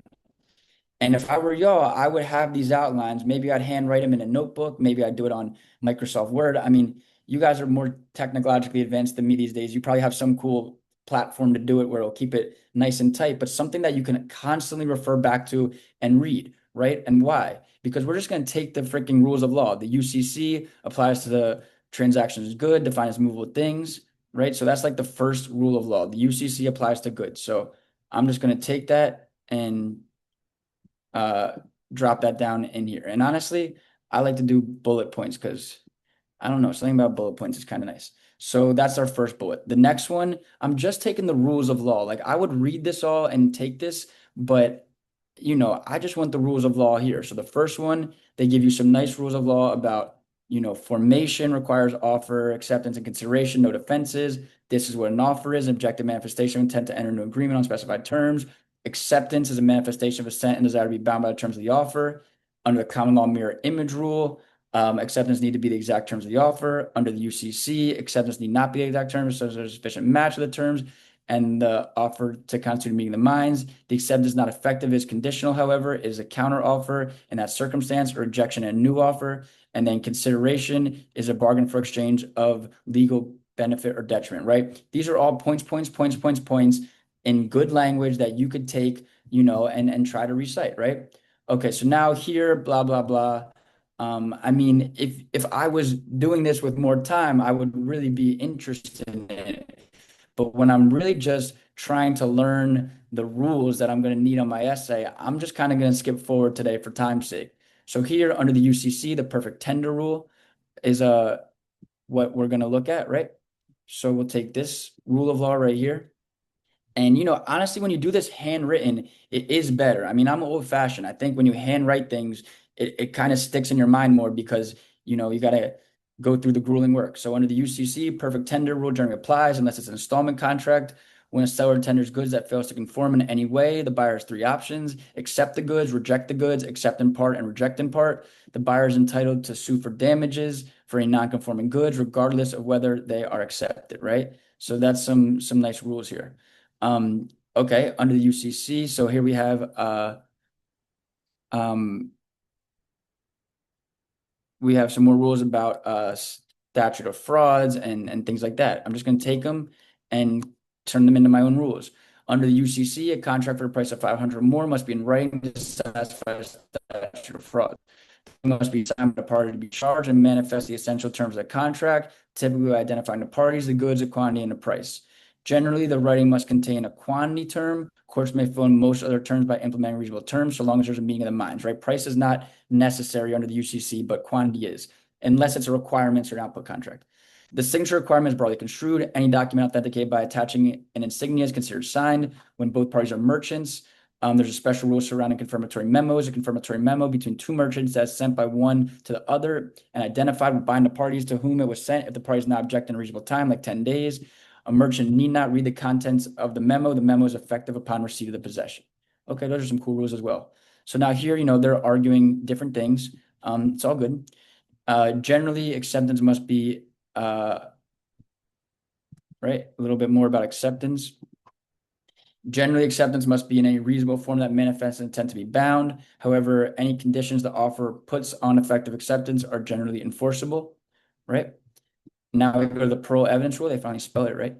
The parole evidence rule.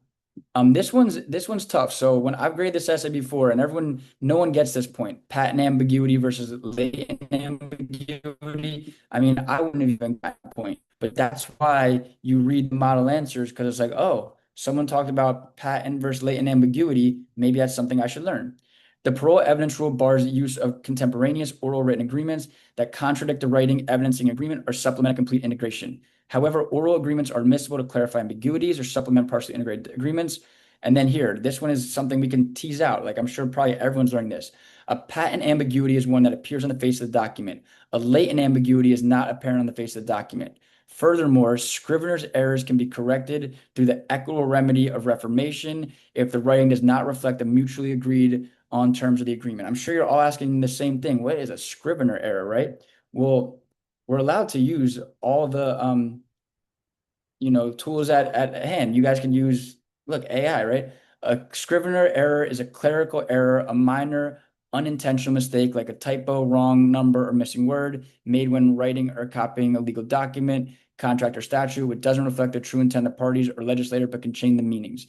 Courts can often correct these doctrines using the doctrine of scrivener's error if the mistake is obvious and the true intent is clear, often through parole evidence. I mean, obviously, if I'm doing this on my own, I would take more time. Whenever I go to AI, I would probably click some of these links, you know what I mean? But like, just for right now, it's not bad, right? A scrivener's error is a clerical error. And if you didn't know what that meant, like, now you know, and that's all good and well.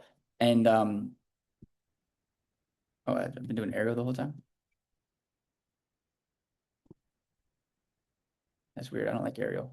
But yeah, like that's kind of one of the reasons you do these is because you don't want um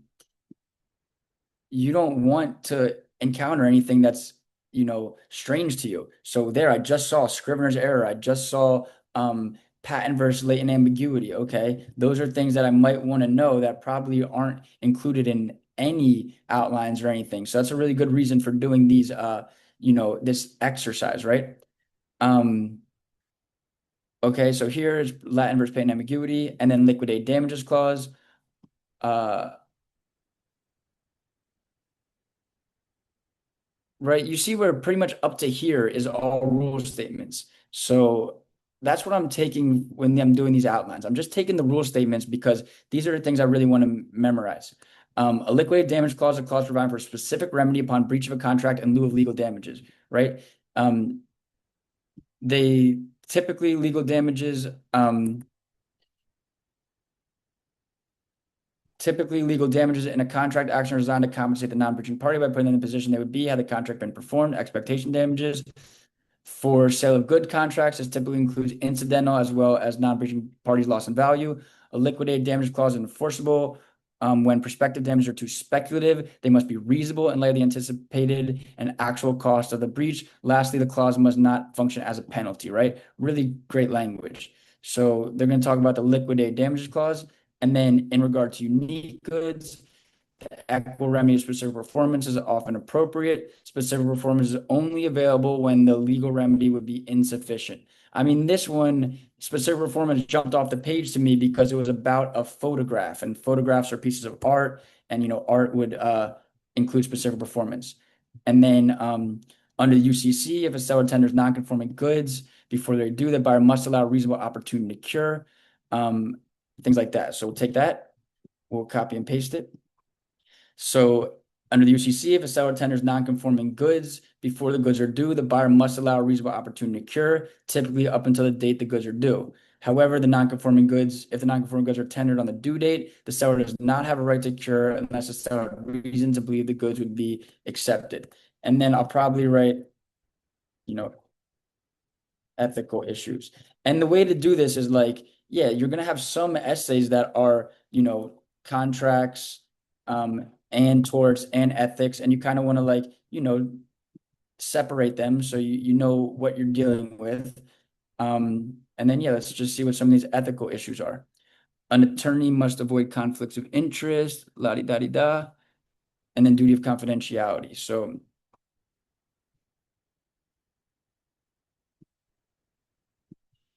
an attorney must avoid conflicts of interest. Specifically, an attorney must not represent a adverse client to one's own, take on representation when loyalty to another client is likely to materially limit the lawyer's ability to effectively represent the client.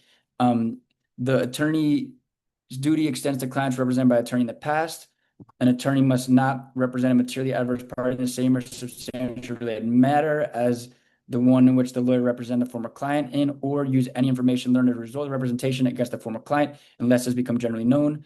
Conflicts of interest are generally imputed, good word, to a lawyer's firm. Some conflicts of interest can be cured by screening the lawyer with a conflict. A lawyer can cure a conflict of interest only if the lawyer reasonably believes he or she can effectively take on representation. The conflict is not disallowed by laws of the FRPC, and the lawyer is not on two sides of the same litigation, and the lawyer obtains informed consent. And then finally, they have the duty of confidentiality, right? So a lawyer's duty of confidentiality extends to all information obtained in the course of representation and may not be breached. It extends indefinitely. So you see, these are two methods of studying that I think are two of the best. Like, yes, I love, outlines, questionnaires, participating in class, doing flashcards, studying outlines, all that shit is amazing, right? You got to do it. But ultimately, these are the best exercises. And that's why I try and do them, in the workshops, which are writing a full essay, like you can go to the, I coached a basketball team before, and like, my team would do good in practice, and then we go out into the real game and we get crushed. And I had to tell them, like, hey, we need to scrimmage more in practice because doing layup lines and free throw drills is not the same as like live practice, with the crowd and with the game clock and things like that. So I'm a huge proponent of writing essays to just, get the get the rust off and become more smooth with it and figure out how you're going to do it in time circumstances. And then this exercise is really, really good too. taking model answers and just teasing out all the rules of law and then going over them, memorizing them, becoming more familiar with them so that you have uh, some weapons in your arsenal, some tools that you can use.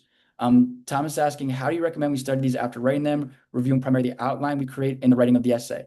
I mean, what the goal is to take all of the essays, and I would say, at least the last 10 years, so from 2015 to 2025, outline every single one of them just like I did right here, and then have them in a notebook or a packet or something, and just constantly review them, like every as you build them, circle back to them, so when you're looking at them, you're just like becoming familiar with all these different rules and these different, patterns that will manifest. And you'll notice that a lot of the essays will include a lot of the same rules, and those will really be reinforced.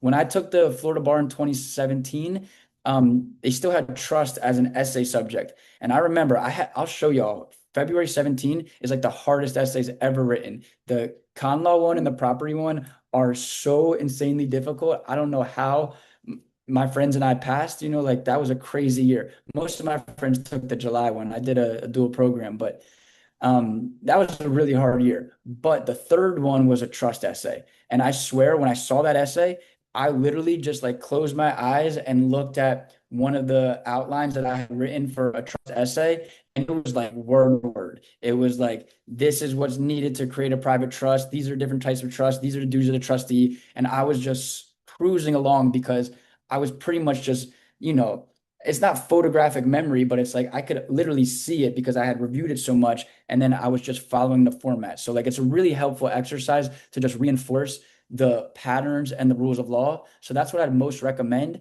But remember, it's everything. You want to go back to the essays themselves. You want to understand like the not just the rules, but also the analysis. So like for that essay, you do want to like read it fully. You want to read the full model answer. You want to like make sure that you didn't miss anything. But like as you're getting down to the wire and you have all these different subjects and all these different things, it becomes really valuable to have of just, rule statements from essays that you've encountered, and like they tend to repeat themselves. And so the more you can strengthen those muscles and become familiar with the rules and the statements, you can learn to incorporate it into your essays. But the most important thing is going to be submitting the two assigned essays that we have this week. So February 2023 and July 2016.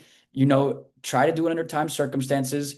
If you go over, I like if you like change the font to a different color so we can kind of see like what you wrote within time and then what you wrote over time, and that'll help you like with the whole speed component. And yeah, we'll provide feedback, we'll grade it, but like, you can immediately when you're done, you could look at the model answer too, and you can kind of, learn some things for yourself. So like don't, necessarily wait until we give you a grade to like start learning. And then, a big thing is this blind review method where it's like look at the essay, you write it, you don't do that well, then you read the model answer thoroughly and you understand it. And then a week later, do that exact same essay again and crush it. And it's just kind of like, it's like lifting weights. Like you have someone kind of help you lift the bench press up. And then one day that person takes their hands away and you're like, oh shit, I'm lifting it by myself. It's okay to have training wheels on. So I like that blind review method because if you've written an essay, then you've read the model answer and you saw what you got wrong, and then you do it again, well, you should do it really, really well that next time. And when you do it that next time, that will be something that's become ingrained in you, and you'll be able to do that, fresh when you get a new essay on exam day in February. So yeah, today was a good workshop. In the future, we're going to do more essays. We'll read essays. I'll ask you guys what issues you spotted, and then we'll look at the model answers and we'll kind of tackle more essays. So, contracts, just as a matter of course, it's the first subject we do. We do like introductions during the week. I spent this time writing a full essay in front of y'all. So compared to the other subjects as a class, we're not going to look at as many as we will for the other subjects. We only looked at the one we wrote we looked at the one that I just, took out the rules real quickly, and then you're going to write the two that are assigned. But there's way more contracts essays out there. So definitely take time, this weekend and as the, test gets closer, always circling back and making sure that you are getting exposure to as many essays as possible. And I expect contracts to be tested in February. So you really want to make sure that you can write these essays and you have a strong foundation, you have the rules memorized and things like that. So yeah, it was a really amazing class today. I think that this was probably a valuable workshop, and I'll have Danny add this to the classroom so you guys can refer back to it. And yeah, your assignment, the main thing, keep the main thing is to write those two essays, try to submit them, by the end of day tomorrow or as soon as possible. I mean, even if you fall behind and you submit it a week or two later, we will grade it. We'll grade everything that's submitted, but it's like the more you stay on pace with the course, the quicker you can expect to get feedback. And also you can write additional essays and get feedback on them as well. So I really encourage everyone this weekend to write and submit the two essays. And then, I'll see y'all back on Monday and we'll start torts. For those of you who are in my MBE class, I'll be seeing you tomorrow at 11 o'clock. And we'll be doing practice MBE questions. And then Beatrice is saying, what other subjects do you think is likely to be tested in February in the essay portion? I mean, they always test ethics. So ethics and professionalism is guaranteed to be tested. Some version of con law is pretty much always tested, whether it's con crim, whether it's federal con, or whether it's Florida con. So there will be some component of constitutional law. There will be ethics. Then, it's always a toss up between the other remaining subjects, contracts, torts, family law, and property. Contracts and torts, I think, are likely to be tested this time because I didn't see them the last time, and it's kind of rare that they would leave them off two times in a row. So, I'm feeling good about contracts and torts being tested, some variation of con law, and then, ethics. And then I'm not saying by any means that family law and property will not be tested, right? Like at this point, they could test all the subjects. So I don't really like to play that game of like what will be tested and what won't be tested. I'm just saying that like there's a good chance you'll see contracts or torts and maybe both of them. So, I definitely would try to learn them and learn them well. I will say property and con law are tougher subjects. So when we go over them, you're gonna have to spend more time and work on that. But yeah, I'm predicting contracts and torts to reappear on the February exam. Um, all right, cool. So I'm gonna go ahead and stop today's recording. I'm gonna go ahead and stop today's recording if I can.